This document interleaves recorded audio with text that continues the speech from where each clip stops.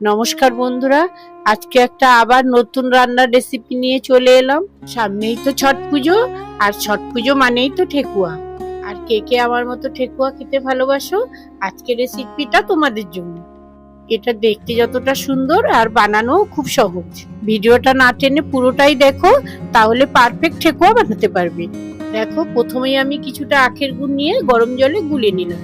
এটা ভালো করে গুলে নিয়ে সাইডে সরিয়ে এরকম একটা থালা নিলাম। এখন এর মধ্যে 2 বাটি গমের আটা নিয়ে নিলাম। পারফেক্ট ঠেকুয়া বানাতে হলে এই মেজারমেন্টটা খুবই গুরুত্বপূর্ণ। যেহেতু 2 বাটি আটা নিয়েছি, তাই 1 বাটি সুজি নিলাম। আর এবার পছন্দ মতো নারকেল কুচি আর কিশমিশ কুচি দিয়ে দিলাম। আর সাথে সাথে কিছুটা গোটা মৌরিও দিয়ে দিচ্ছি। ঠেকুয়া মিষ্টি খাবার, তাও টেস্ট ব্যালেন্সের জন্য আমি একটু লবণ দিলাম। এবার ঘি বা তেল দেওয়ার পালা। আমি এখানে বেশ কিছুটা ঘি দিলাম। এবার আটাটাকে হালকা হালকা করে মাখতে হবে। সবকিছু ভালো করে মিশিয়ে নিয়ে এবার ঘি দিয়ে ময়ান দিচ্ছি। আটাটা হাতের মুঠোয় নিয়ে গোলাকার হলেই বুঝবেন যে ঘিটা সঠিক মাপের হয়েছে। দেখুন, ঠিক এইভাবে।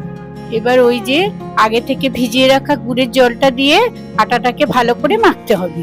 জলটা একবারে দেবেন না, অল্প অল্প করে জল দিয়ে আটাটাকে শক্ত করে মাখতে হবে। এই আটাটা মাখার উপরই নির্ভর করে ঠেকুয়াটা কতটা সুস্বাদু বা ক্রিস্পি হবে।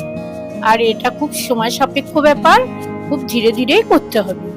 এবার এই আটা থেকে এরকম সাইজের কতগুলো লেচি কেটে নিই। আমি এখানে 2 রকম ডিজাইনের ঠেকুয়া বানাবো, আপনারা দেখতে থাকুন। এবার লেচিগুলোকে চ্যাপটা করে আমি কাঁটা চামচের সাহায্যে এরকম ডিজাইন করে নিচ্ছি।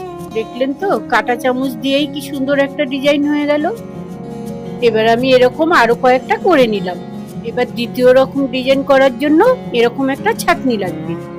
আবারও সেম প্রসেসে লেচিগুলোকে একটু চ্যাপটা করে ছাঁকনির মধ্যে দিয়ে এরকম ডিজাইন করে নিলাম।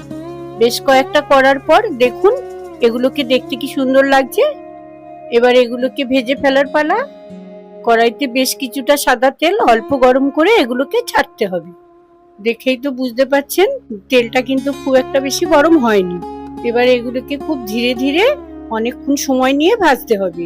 এই পুরো প্রসেসটাই কিন্তু গ্যাসের আঁচটা একটু হালকা থাকবে। আর এবার ছেঁকে তুলে নিলেই হয়ে যাবে।